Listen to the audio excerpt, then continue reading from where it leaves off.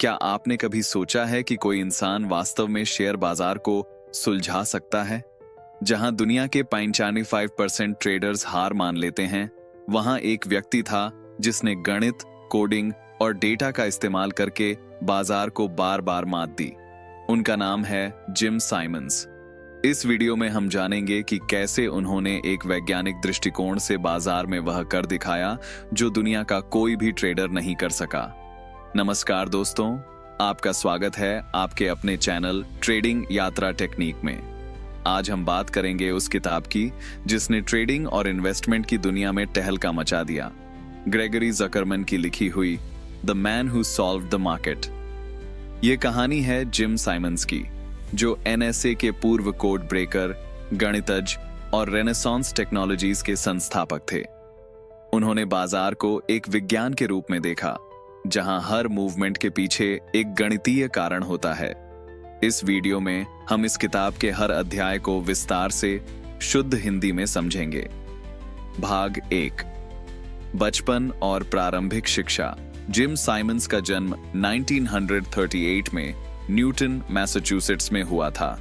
उनके पिता एक शू फैक्ट्री में काम करते थे और परिवार मध्यम वर्गीय था।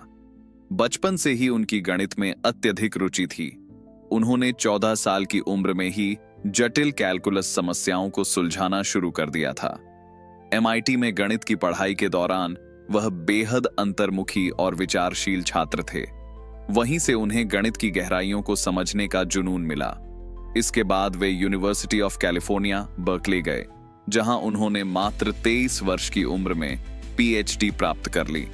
भाग 2, NSA और कोड ब्रेकिंग का दौर। PhD के बाद उन्होंने नेशनल सिक्योरिटी एजेंसी NSA के लिए काम करना शुरू किया।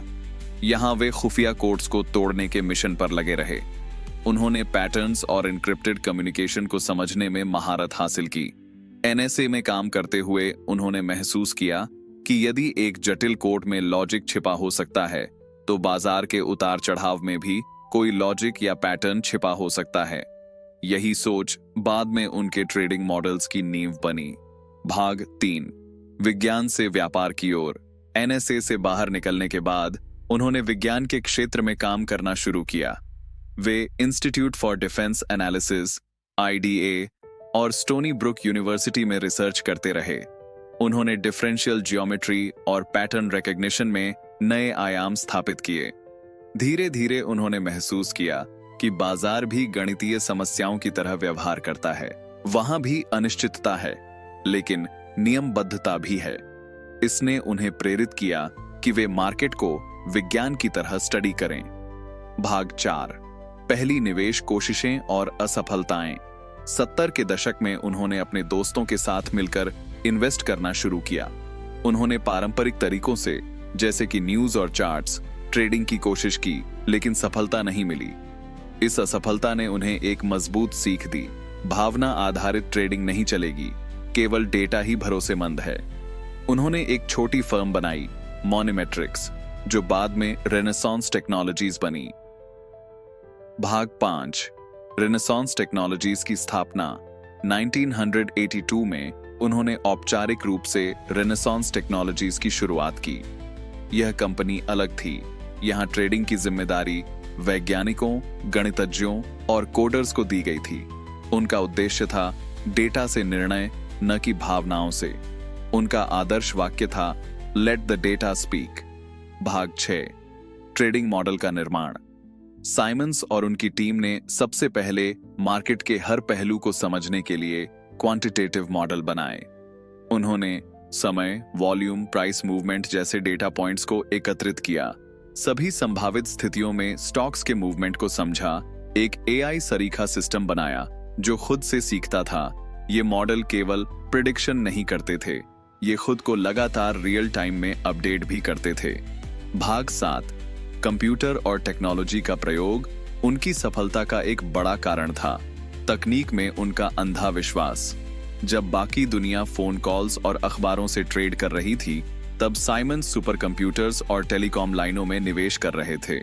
उन्होंने डेटा को मिलीसेकंड्स में प्रोसेस करने वाली तकनीक तैयार की, जिससे उन्हें दूसरों से सेकंड्स पहले निर्णय लेने का फायदा मिला।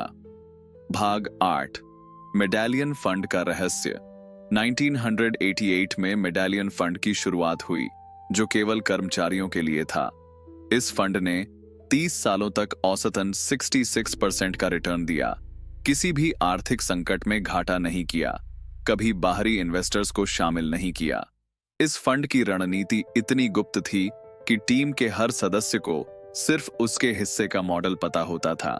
पूरी रणनीति सिर्फ कुछ को ही मालूम होती थी। भाग 9, छोटी ट्रेड्स, बड़ा मुनाफा।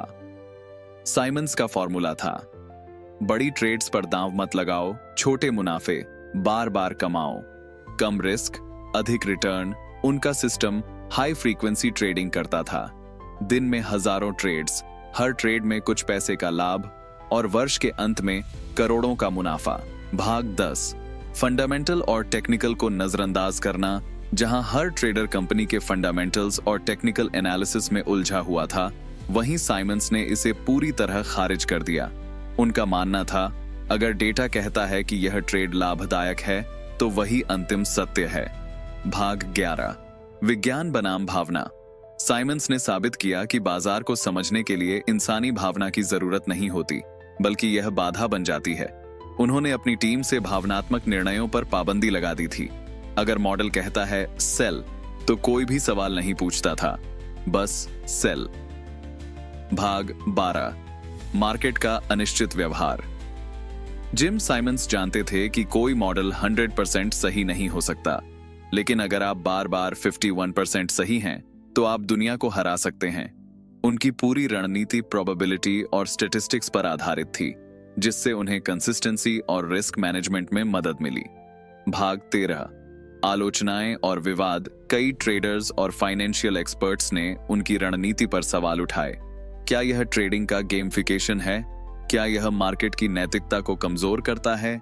क्या ऐसे सिस्टम फेयर हैं? लेकिन कोई भी यह साबित नहीं कर सका कि उन्होंने नियम तोड़े। भाग 14, दान और रिटायरमेंट। 2009 में जिम साइमंस ने ट्रेडिंग से रिटायरमेंट ले ली, लेकिन उन्होंने अपना सारा ध्यान दान और रिसर्च पर लगाया। उन्होंने $2 अरब साइंस रिसर्च और एजुकेशन में दान किए। साइमंस फाउंडेशन की स्थापना की, जो विज्ञान, गणित और चिकित्सा क्षेत्र में रिसर्च को बढ़ावा देता है। भाग 15, जिम साइमंस से क्या सीखें।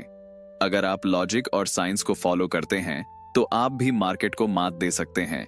भावनाओं से ऊपर उठिए, क्वांटिटेटिव थिंकिंग को अपनाइए, हर ट्रेड से कुछ सीखिए और सबसे जरूरी, सिस्टम बनाइए और उस पर अडिग रहिए। अगर आप इस चैनल पर नए हैं तो अभी सब्सक्राइब करें, वीडियो को लाइक करें और अपने दोस्तों को भेजें जो ट्रेडिंग में सीरियस हैं। कमेंट करके बताएं अगली किताब कौन सी हो। जिम साइमंस ने दिखाया कि ट्रेडिंग केवल चार्ट्स और न्यूज का खेल नहीं है, यह एक विज्ञान है। अगर हम भी वैज्ञानिक दृष्टिकोण अपनाएं, भावना से नहीं डेटा से चलें, तो हम भी मार्केट में लंबी दूरी तय कर सकते हैं। मिलते हैं अगली वीडियो में। तब तक सीखते रहिए, बढ़ते रहिए और सोच को तेज करते रहिए। जय हिंद।